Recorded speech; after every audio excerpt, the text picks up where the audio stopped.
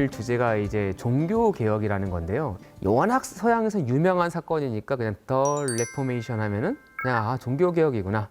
사실 이제 그렇게 이해를 하는 거죠. 사실 리폼 옷 리폼할 때 그 리폼 맞습니다. 그러니까 원래 있던 거를 약간 옷 리폼하듯이 네. 다시 리폼하는 거죠. 또 하나 강조해야 되는 게 이제 종교 개혁하면은 사실 많이 들어보셨을 게 이제 루터라는 사람일 것 같아요. 그래서 우리가 이제 떠오르는 게 이제 루터의 종교 개혁일 텐데 사실은 종교 개혁은 루터가 처음 시작한 것도 아니고요. 루터 말고도 되게 많은 사람들이 했습니다. 그래서 종교 개혁은 복수다. 그러니까 여러 사람들이 했다라고 이해하시면 될 것 같아요. 그 중에 가장 크게 이제 예, 맞습니다. 성공한 맞아요. 제일 성공했고요. 루터가 어떻게 제일 보면 성공했어요? 제일 성공했고, 네. 그리고 또 처음 시작한 사람 중에서 어떻게 보면 살아남은 사람. 왜냐면 그때는 교황의 권위가 워낙 셌기 때문에 사실 대들어 살아남기가 쉽지 않았어요. 그러니까 루터의 가장 큰 공헌은 살아남은 겁니다. 살아남았기 때문에 개혁 교회가 살아남았고, 사실 개신교라는 게 지금까지 어떤 올 수 있는 기반이 닦인 거라고 그렇게 얘기할 수 있겠죠.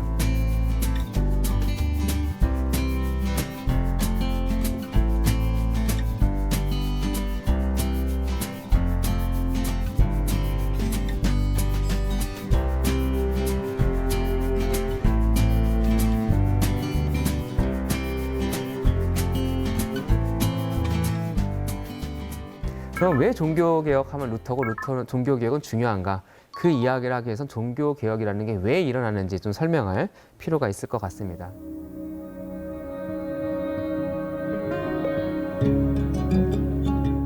가만히 잘 돌아가는데 개혁이 일어나진 않겠죠. 맞아요. 뭔가 그렇죠. 문제가 있으니까 네. 문제가 있으니까. 부패하고. 네. 맞습니다. 중세 가톨릭 교회가 부패했다 그런 거는 옛날에 뭐 세계사 시간이나 그럴 때 배우지 않으셨나요? 배웠던 것 같습니다. 그렇죠. 배우지 않았어요. 배우지 않으셨어요? 공 던지시느라 바쁘셨습니다. 공 던지지 바쁘셨지만 우리는 다 배웠답니다. 부럽습니다. 지금부터 같이 배워요. 일단 뭐 방금 말씀드린 잘 돌아가면 개혁이 일어나지 않죠. 이때 되게 많이 타락했습니다. 이제 기성 종교가 되고 완전히 또 중세 때 교황의 권위는 정말 하늘을 찔렀습니다. 그런 위치가 되자 타락하게 되죠. 되게 많은 타락의 예가 있는데 한 가지만 좀 말씀드릴까요? 스테파노 6세라는 교황이 있습니다.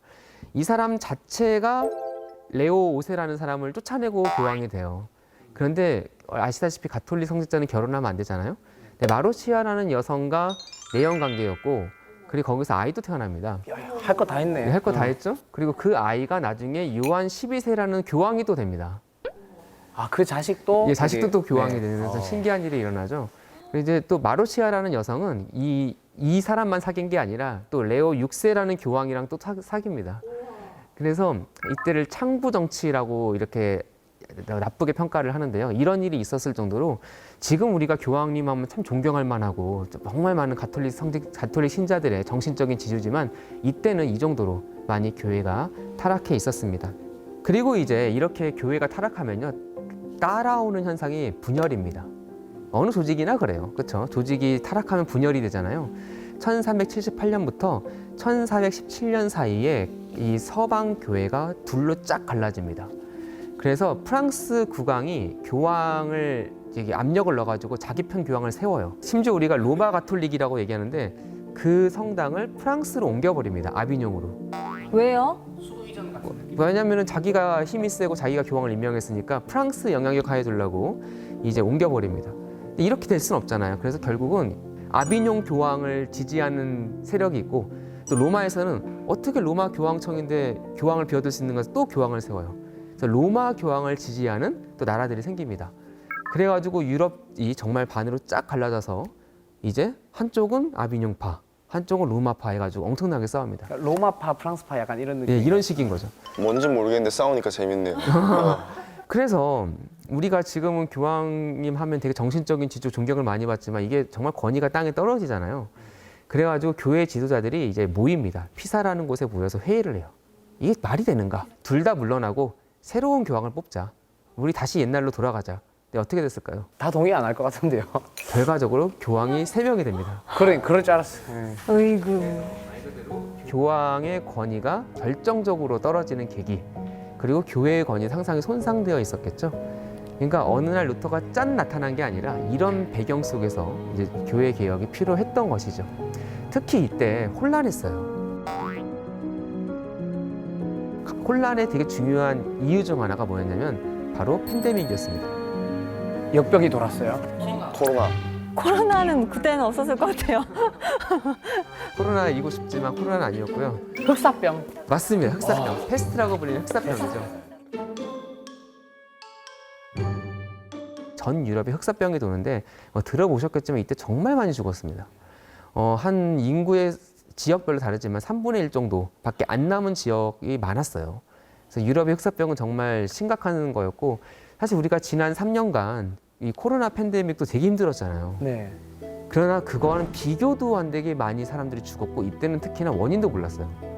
그러니까 민심이 말 그대로 흉흉해지고 미신이 되게 유행하고 사람들이 특히나 기존의 권위, 교황이라든가 그렇죠, 교회라든가 이런 권위에 대해서 상당히 의구심을 갖게 되는 배경이 있었던 것이죠. 말 그대로 대공포의 시대였습니다.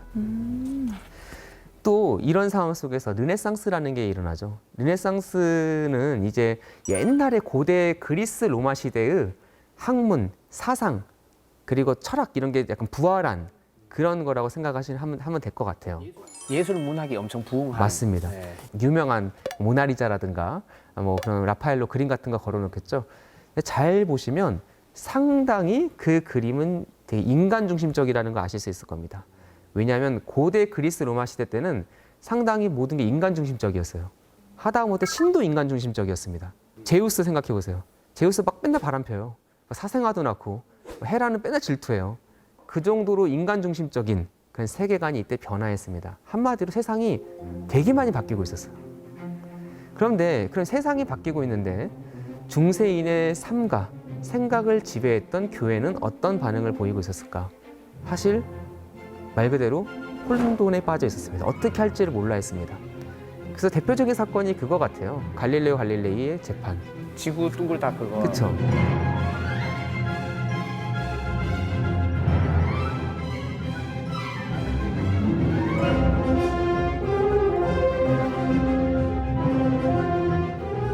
사실 그냥 새로운 지식이고 받아들이면 되는데 무작정 여기에 대해서 반감을 느끼고 기존에 자기들이 가졌던 기득권이 흔들린다고 생각해서 과도한 그런 리액션을 취한 거지 않습니까? 그래서 한마디로 교회가 시대의 변화에 따라가지 못하고 어떤 방향을 상실한 그런 상황 속에서 사실은 루터라는 사람이 나타났을 때 갑자기 큰 변화가 일어날 수 있었던 거죠.